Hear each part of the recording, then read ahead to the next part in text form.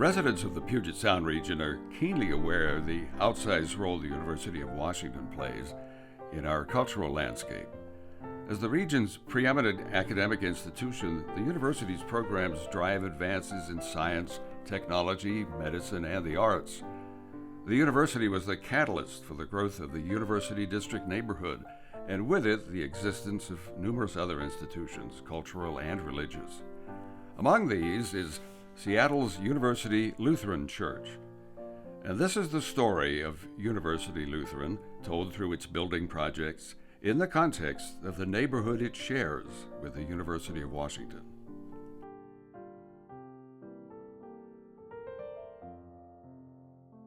Our story begins with the birth of the University of Washington. The university was founded in 1861, only 10 years after the founding of Seattle, and nearly 30 years before Washington State was admitted to the Union. Its first campus was located in downtown Seattle, on land donated for that purpose by pioneers Mary and Arthur Denny. The university's original campus occupied 10 acres of land that is now a 4-block urban neighborhood bounded by 4th and 6th Avenues between Seneca and Union Streets. This neighborhood, known as the Metropolitan Tract, still belongs to the university, but today is the home of some of Seattle's most iconic real estate assets, including the Washington Athletic Club and the Hilton Seattle Hotel, the Skinner Building, home of the Fifth Avenue Theater, Plymouth Congregational Church, the IBM Building, and Rainier Square, including Rainier Tower and the just completed Rainier Square Tower. The tract also includes the handsome Olympic Hotel, which stands where the university's original building was constructed in 1861. The university building was designed by Seattle architect John Pike, for whom Pike Street was named. Noteworthy on the facade of the university building are its 4 iconic portico columns carved from cedar trees. Although the building was demolished in 1924 to make way for the Olympic Hotel, its cedar columns live on and stand today at the Sylvan Grove Theater on the university campus. The 4 Greek columns are generally thought to be the oldest surviving architectural objects in Seattle. In 1895, the university decamped to its new campus on Lake Washington's Union Bay, 2 years after that area was annexed to the city of Seattle. The first university building on the new campus was the administration building, seen here when it was nearly new. The building was later renamed for Arthur Denny in 1910. Denny Hall continues to be actively used for several academic programs and was most recently renovated in 2016. In 1909, Seattle's first World's Fair was held at the new university campus.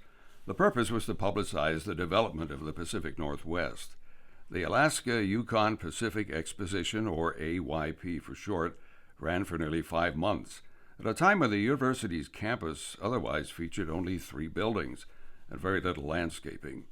The AYP was attended by nearly 4 million visitors, who found a campus featuring elaborate but temporary buildings and cascading waterfalls, centered on a great circular pool on an axis aligned with Mount Rainier to the south. That view alignment, known ever since as Rainier Vista, remains one of the iconic features of the university campus. As the campus evolved, the adjacent neighborhood developed as a business district geared to serve the university community. Originally known as the Brooklyn neighborhood, its identity evolved into what we now call the University District. In important ways, the U District has served through most of its history as Seattle's second downtown. It was to this neighborhood that the Reverend Theophilus A. Schoenberg, a German Lutheran missionary, was drawn.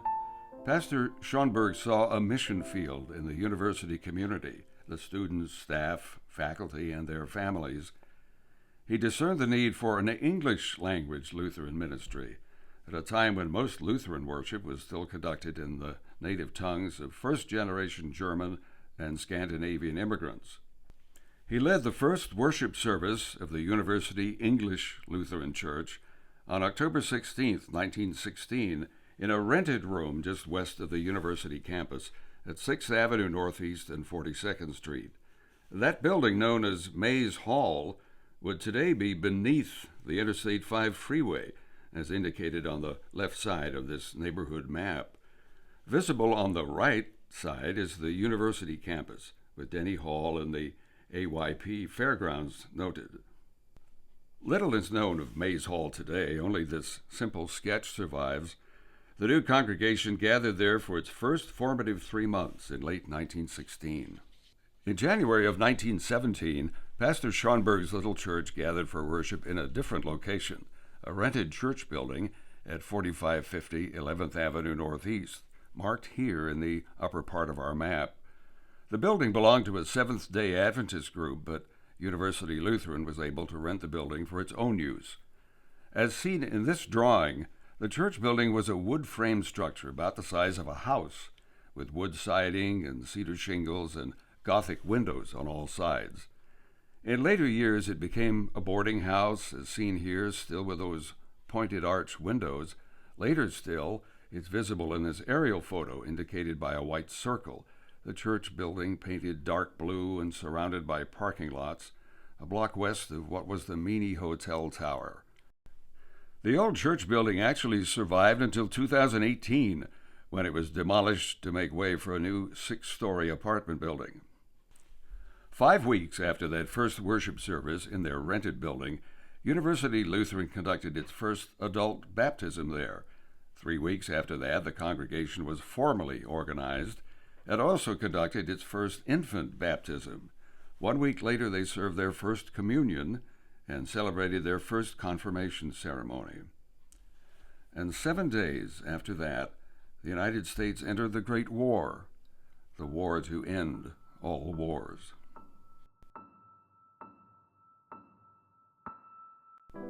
It's estimated that the war's death toll ultimately tallied over 8.5 million combat deaths globally, along with 13 million civilian deaths.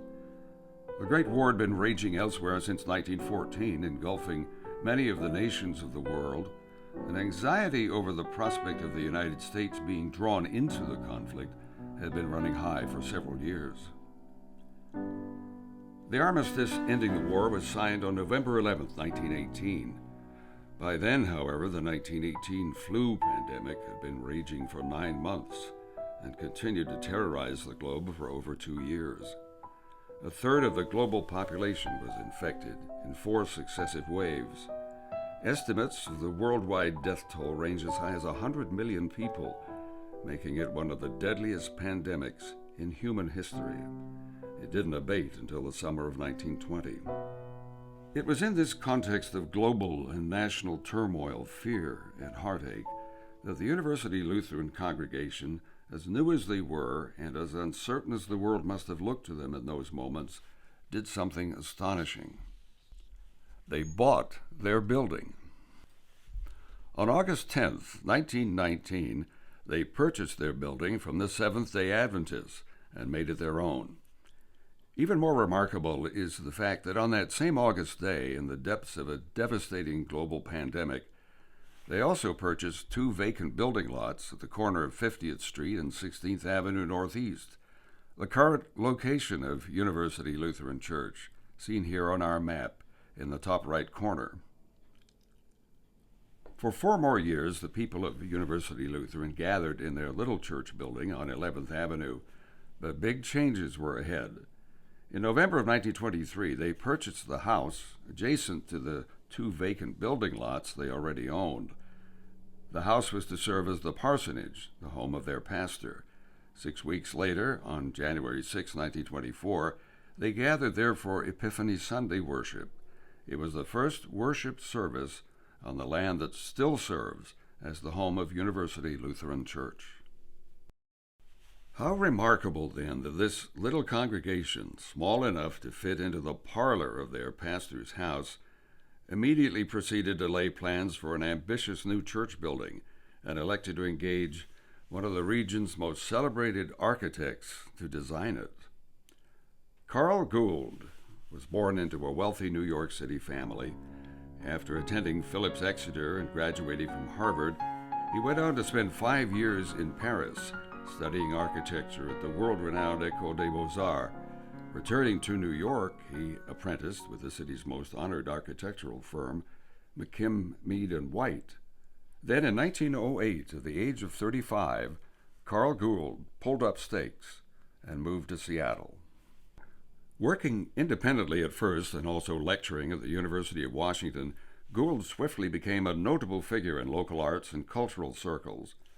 Within months of his arrival in Seattle, he'd assumed leadership roles with the local chapter of the American Institute of Architects, with the Municipal League, and with Seattle's Fine Arts Society.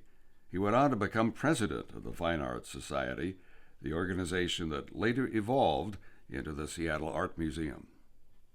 Determined to move to the front rank in architectural practice, Gould formed a partnership with architect Charles H. Bebb in 1914. The firm of Bebb & Gould featured Carl Gould as lead design architect. During the teens, 20s, and 30s, Bebb & Gould were responsible for some of the most noteworthy architecture in the region, beginning with Gould's master plan for the University of Washington campus in 1915. In addition to being one of the region's most prolific design architects, Carl Gould also founded the university's School of Architecture in 1914 and served as the first head of the department until 1926, while also maintaining his professional practice with Bebb. He is the namesake of Gould Hall, the home of the university's College of Built Environments. Bebb & Gould designed more than 200 projects in the first 10 years of their partnership.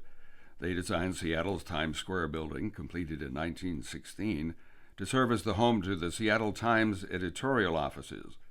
They were the local architects for the Olympic Hotel on the former site of the university's first building. Later, in the depths of the Great Depression, Carl Gould designed the first home of the Seattle Art Museum in Volunteer Park, a superb Art Deco design rendered in sandstone quarried near Mount Rainier.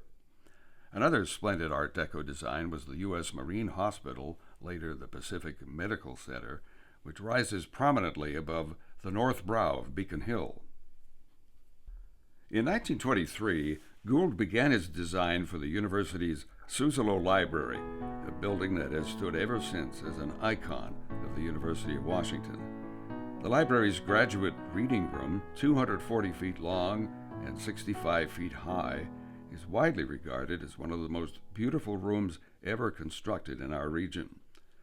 Perhaps Gould's most masterful work, Suzzallo Library, was completed in 1926, the same year that members of the English Lutheran Church hired him to design their new church building. Back in 1915, as soon as Gould had completed the master plan for the UW campus, he began designing the buildings of the university's liberal arts quad, seen in this hand-painted postcard from 1923 as a cluster of copper-roofed buildings. The first of these buildings was completed in 1917, and then additional structures were completed in succession over several years, gradually enclosing the academic quadrangle that is now known widely as the home of the university's grove of cherry trees. By the time University Lutheran was choosing its architect, Gould's vision for the university group was taking final form just a few blocks away. We have Carl Gould's own handwritten notes from his first meeting with the University Lutheran in early 1926. His notes show that Gould was directed to design a church with a capacity of 600 to 700 people. It was to have a large sanctuary with a chancel, with full basement for recreational purposes, with stage and kitchen, to also be used for Sunday school. The congregation wanted an adjacent parish house and student center, and the general style of the architecture was to be that of the University of Washington group, meaning the liberal arts quad and Suzzallo Library. The notes further describe a parish house to be built as a first phase, with an auditorium to seat 200 plus. The parish house was for the present to be used as the church, and for future as a building for students, a lecture hall, etc. They declared a construction budget of $15,000 for that first phase. And so Carl Gould set about designing University Lutheran's new home. Seen in this early sketch, the master plan included a first phase chapel with an octagonal bell tower on the left and a large future sanctuary building on the right. We don't know whether other concepts were considered, but this vision persisted. Further refinement can be seen here in a drawing dated June 26, 1926. Note especially the initials JPJ in the lower right corner with the date. They stand for John Paul Jones, one of Gould's draftsmen, who will return later in our story. As described in those earlier notes, the church's available budget went toward the small chapel as a down payment on their ambitious vision. That first phase was completed less than 10 months later and was dedicated on Palm Sunday, April 10, 1927. This article in the Seattle Times announced the 3 p.m. dedication ceremony and goes on to say, "Completion of the church marks the goal of more than 10 years of planning and saving of the congregation. Preparations for the building campaign started early last year. The main floor, which contains the auditorium, will be used as a center for Lutheran students attending the University of Washington." It's worth noting that the octagonal bell tower, so prominent in those early drawings, is evident in the built chapel in the projecting bay on the south side of the building. It's visible here on the right of the front door, containing a stair to the choir loft above and to the students' fireside room below. That bay was a down payment on the hoped-for future addition of a bell tower. The chapel building came to be affectionately known as the Little Church on the Green, and was especially popular for weddings among university students and alumni. The Great Depression arrived 29 months after the chapel was completed. Whatever plans the congregation had for further building expansion were postponed indefinitely as they hung on through the Depression and then the war years that followed. Significantly, the years 1926-27, when he was designing and building University Lutheran's new church, were the zenith of Carl Gould's career. During the Great Depression, he continued to produce fine buildings, but construction slowed to a trickle through the 1930s, and work was scarce. Gould died after illness in 1939 at the age of 65. Having lost his longtime partner, Charles Bebb promoted John Paul Jones, the draftsman of that earlier church illustration, to full partnership and renamed the firm Bebb and Jones. Then Bebb died just 3 years later, and Jones continued the firm as Jones and Bindon, with new partner Leonard Bindon. In the early 1950s, after weathering the long Depression and a Second World War, University Lutheran finally revived its dream of adding a larger sanctuary building. Not surprisingly, they hired architect John Paul Jones, the draftsman of that earlier master plan rendering. And so here, dated September of 1953, we see a new vision for University Lutheran's large sanctuary, again adjacent to the little church on the green, and again prominently featuring an octagonal bell tower. The sanctuary design had evolved from Carl Gould's earlier collegiate Gothic style, and it developed further before construction began. Still, construction was soon underway, as here we see excavation proceeding adjacent to the chapel. Another image shows the interior of the nave after the raising of its heavy timber arches, but prior to the completion of the roof overhead. That roof is a solid slab of wood 2 inches thick. Seen from the outside, the waterproofing has been mopped onto the cast-in-place concrete walls, but the masons have not yet started laying the brick veneer. Later construction photos show the masonry veneer progressively enveloping the church building. The new 400-seat sanctuary was dedicated on April 10, 1954, exactly 27 years to the day after the dedication of the little church on the green. Here we see the congregation gathered on the lawn for the dedication ceremony.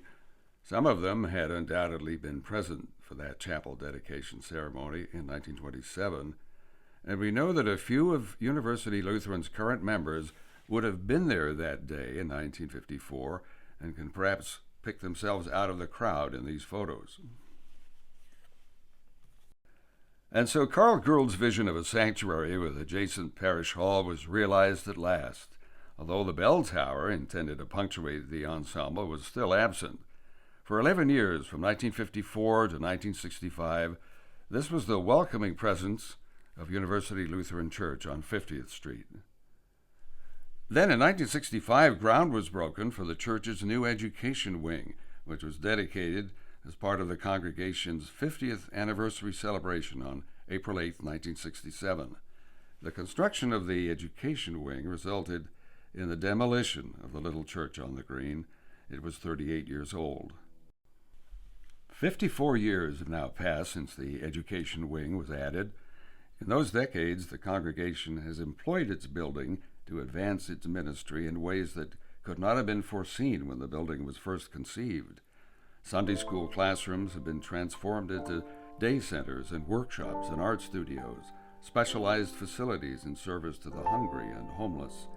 Worship facilities have been opened up for civic community gatherings and public cultural events. The kitchen has fed thousands of homeless youth and others who come to the church hungry and in need of grace. Today, University Lutheran Church welcomes everyone to the holy ground where its members first gathered for an Epiphany celebration in January of 1924, 97 years ago. As much as the university has changed, and as much as the neighborhood has changed, University Lutheran's core values continue to include caring for and connecting with the University District and the University of Washington community.